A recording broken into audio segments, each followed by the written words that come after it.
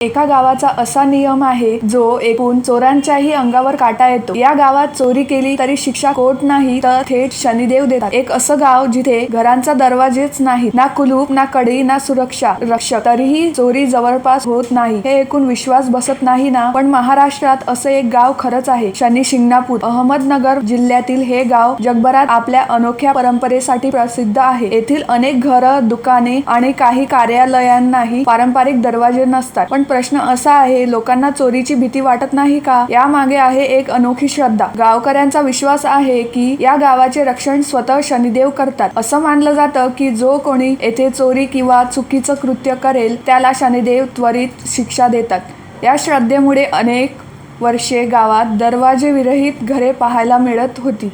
शनी शिंगणापूरचे मंदिरही विशेष आहे। येथे शनिदेवांची मूर्ती नसून एका काळा दगड आहे जो स्वयंभू मानला जातो। दरवर्षी लाखो भाविक या ठिकाणी दर्शनासाठी येतात।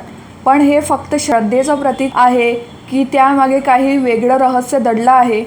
आजच्या आधुनिक युगातही ही परंपरा अनेकांना आश्चर्यचकित करते। मग तुम्ही काय कराल जर तुम्हाला एका रात्रीसाठी दरवाजे विरहित घरात राहायला सांगितलं? तर कमेंटमध्ये तुमचं उत्तर नक्की सांगा। आणि अशाच भारतातील अनोख्या रहस्यांसाठी राज्य लोकतंत्र चॅनलला फॉलो करायला विसरू नका।